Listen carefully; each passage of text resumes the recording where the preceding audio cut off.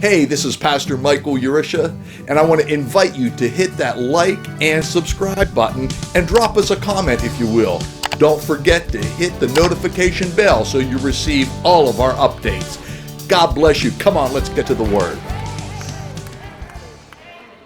So this morning we're going to take a look at Psalm 149. If you have your Bibles old-fashioned, or if you have your phone or electronic device, scroll or swipe or whatever you do to get to Psalm 149. We're going to extract two things out of these first few verses. One, we're going to talk about the congregation of the saints and praising Him in the congregation. We're also going to talk about praising Him in the dance. How many of you know it's a good thing to praise God in the dance?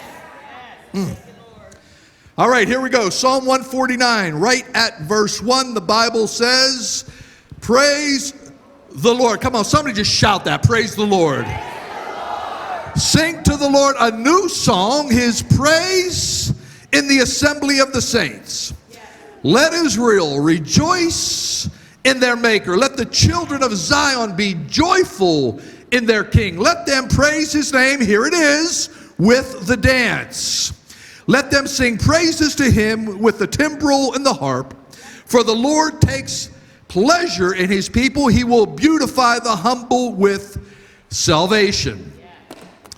So the psalm opens up with praise the Lord. It says, sing to the Lord a new song. How many of you know it's good to sing new songs?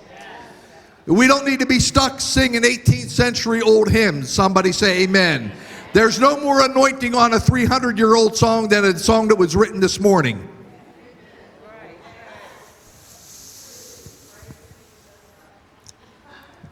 We praise Him. It's a good thing to sing new songs. And the Bible goes on to say to praise Him in the assembly of the saints. Praise Him in the congregation. Listen, my friend, you might be watching by this video. St. Mattress in your home isn't part of the congregation. It doesn't qualify.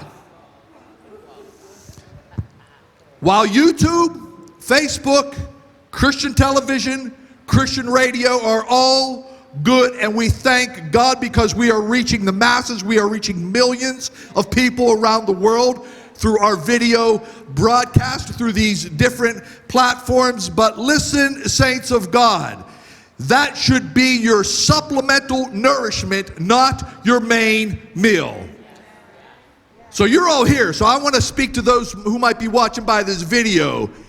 Get up off of your lazy boy. Get off of your couch, get out of your bed, and get to the house of the Lord. Come on, somebody. Now watch. The Bible says that Jesus' custom, His habit, was to go to synagogue every week. The Bible says Jesus made His way every Sabbath, He was in the synagogue. So if it was important enough for Jesus to be in the house of the Lord, do you not think it should be important to us? Absolutely. That's why Hebrews 10 and 25 says, forsake not the gathering of the saints, as some are in the habit of doing. How many of you know people get in the habit of not coming to church?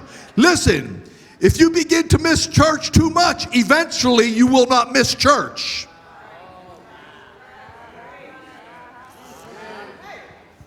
Come on, do y'all know somebody like that?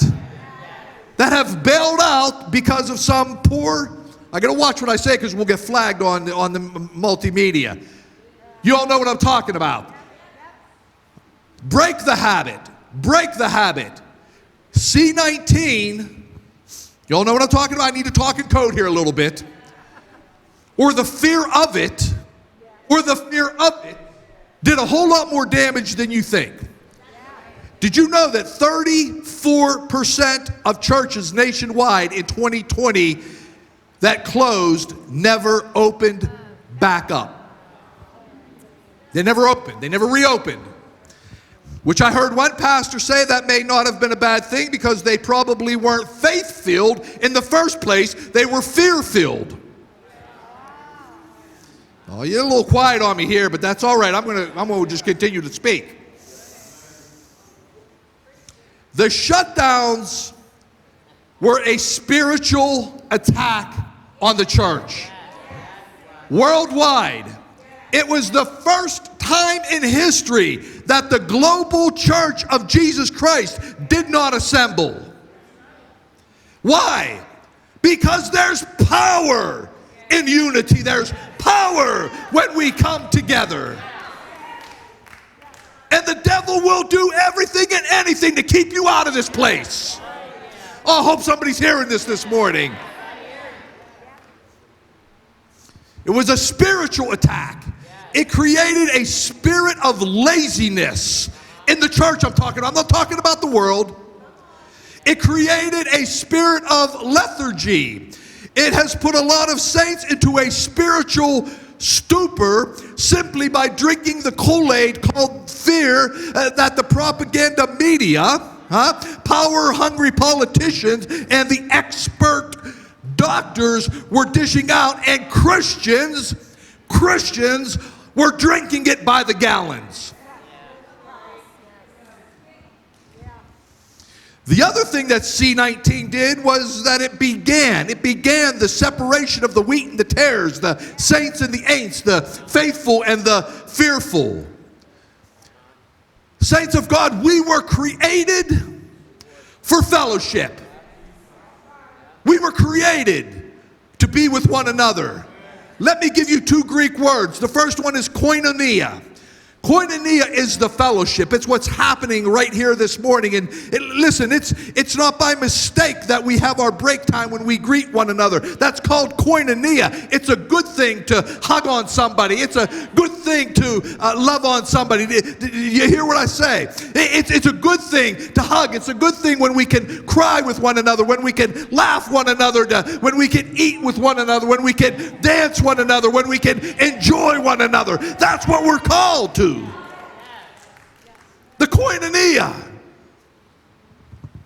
But these experts said stay away.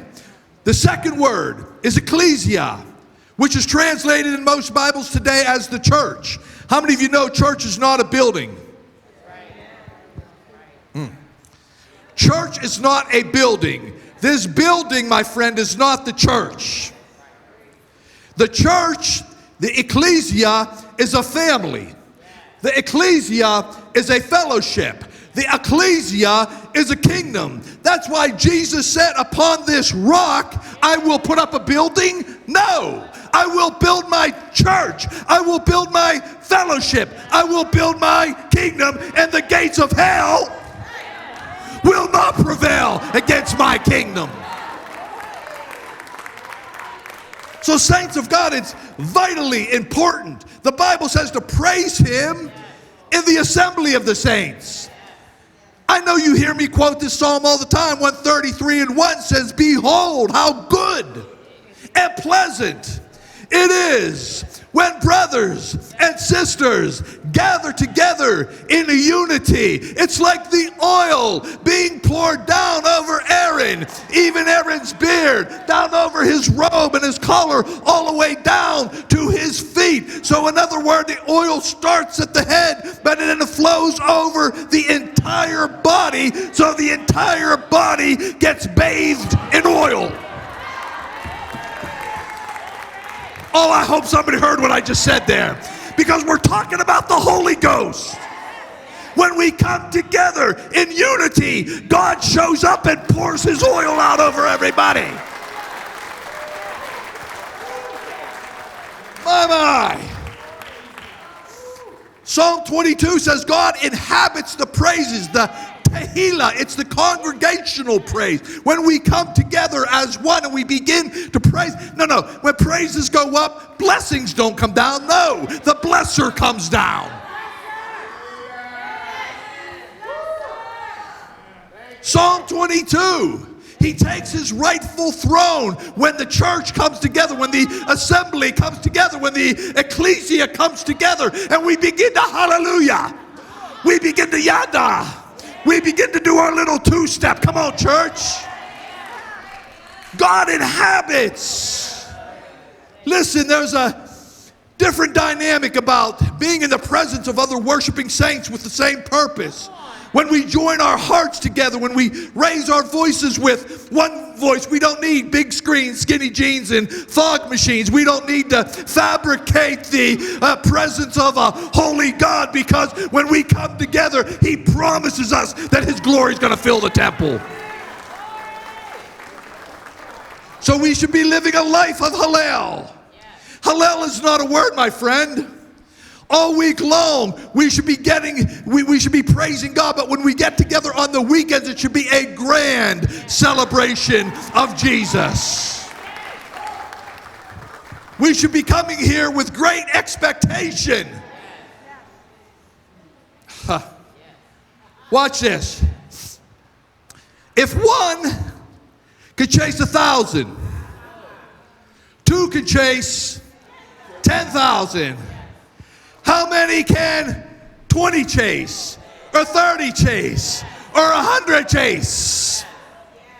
See, God uses different mathematical equations in the spiritual realm. Amen? That's why Psalm 34 says this. Watch, I will bless the Lord sometimes. No, I will bless the Lord at all times. His praise shall continually be in my mouth. My soul shall make her boast in the Lord. Oh, magnify the Lord with me, and let us exalt his name together. We can't do that if we're staying in our separate places. We have to come together as the body of believers to give him praise. So listen, it's hogwash when somebody says, oh, I could be a Christian at home. No, you can't. Let me rephrase. You can, but you're not going to be very effective. Because God is going to use you in a house. It's God's desire to plant you in somewhere and get your roots down in.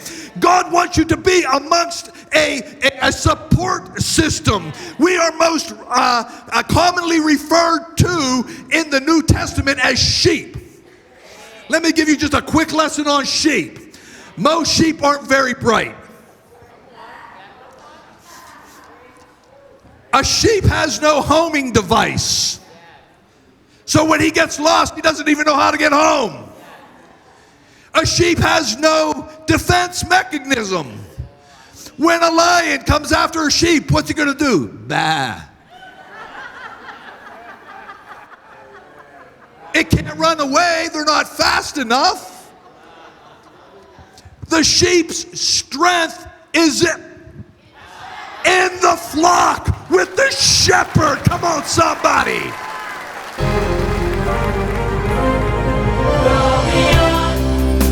To every nation, to every generation, to all creation, to proclaim the gospel of Jesus Christ. To every nation, every generation, to all creation, to proclaim